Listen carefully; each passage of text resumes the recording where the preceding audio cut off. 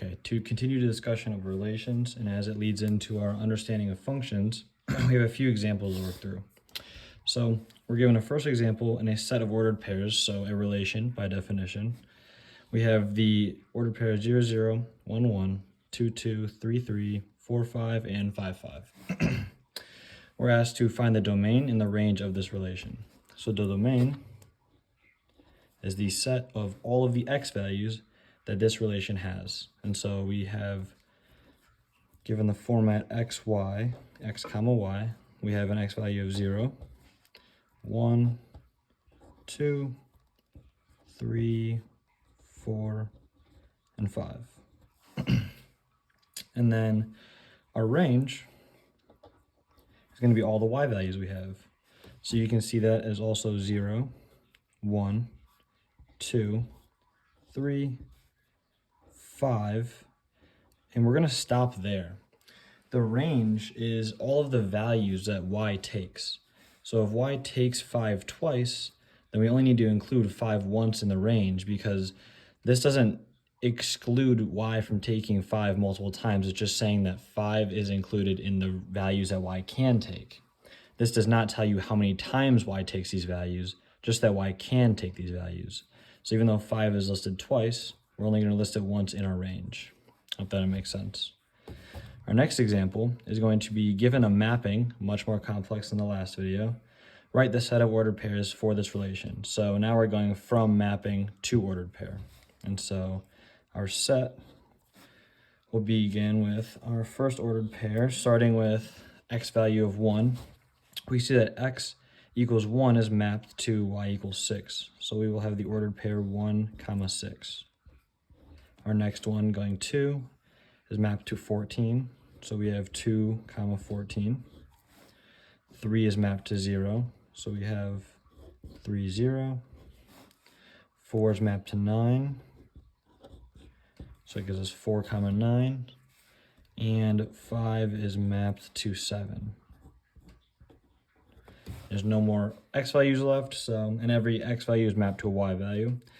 So these are all of our sets of ordered pairs for this relation. Our next example, we're now given a graph. And the first thing it asks us to find is the domain and range of this relation. Now I'm going to find these quantities without writing the ordered pairs out first to set you up to be able to look at that and know how to do it. I will write the ordered pairs after just to make it complete, but I want to do this first without writing the ordered pairs out, because then it makes it very easy to tell what the domain and range is. And so we have x values of -1, because these are in increments of 1, aside from last video. So -1 is right here. This is the y-axis. This is the x-axis. This is -1. So we have x equals -1. So our first x value is -1. Our next x value, working left to right, is 0. This is the origin, so 0, 0. And when you're writing these, it's not, it doesn't have to, but I would work left to right, because that way you've hit every point. You start from the leftmost point, you go to the rightmost point. That way you've hit every single one, you didn't miss anything. So, and then working more right, we have the x value 1. So x value 1. And we have 2 points at x equals 1. And just like the first example, this does not mean that x can only take the value of 1 once. It just means that x can take the value of 1, full stop. So just because we have x taking the value of 1 twice at different y values does not mean that we write it more than one time. It is just x equals 1 for the domain. The domain does not tell you how many times x is 1, just that it can be 1. Working our way over still, we have x equals 2. So we have a value of 2, and then x equals 4 is going to be our last x value that these ordered pairs take. And then for y values, now we're working from bottom to top, or down to up, I don't know. But we also have a value of -1. So, and I'm going to start filling this graph in to make it look more complete as well. That's the point -1, -1. Now working our way up, we have the origin is 0, 0. So we have a y value of 0 as well. Then our next point is at 1, 1. So we have a y value of 1. This point is 1, 1. Then working our way up, we still have a point right here. So this is at 2, 2. So we have a y value of 2. Oops. And then working our way up again, we have a y equals 3 a point, and this is going to be 1, 3, but it gives us a value of 3 in our range. And then our last point is right here at a y value of 4. So in our range, we give it a 4. And then this is the point 4, 4. And oops, sorry, I missed one. This is 2, 2. And so it's pretty clear to see from the graph that our set of ordered pairs, our relation, is going to be -1, -1, 0, 0, 1, 1, 2, 2, 1, 3, and 4, 4.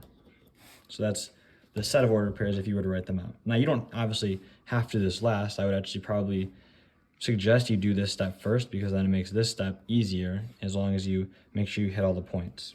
And if you have any questions about how I labeled these points or got these values, leave a comment and I should be able to answer that. Our last example is now plot the set of ordered pairs from the first example on a graph. So just a quick sketch of graph really quick. It's crooked, but you know, I'll try for a better one. All right, less crooked. And we have 0, 0, 1, 1, 2, 2, so we have to go up to 5 in both directions. So 1, 2, 3, 4, 5. 1, 2, 3, 4, 5. We're not going negative, so I'm not going to write them. Our first point is 0, 0. So we find 0 on the x-axis and 0 on the y-axis. They're both right here. So this is the point 0, 0. 1, 1, we find, sorry, I should label these. 1 on the x-axis, 1 on the y-axis. This is our point 1, 1. 2, 2, again, find 2 on the x-axis, 2 on the y-axis. Label it. I think we have 3, 3. Again, same process. We have 4, 5, so find 4 on the x-axis and 5 on the y-axis, all the way up here. This is going to be the point 4, 5. And then we have 5, 5. So similar.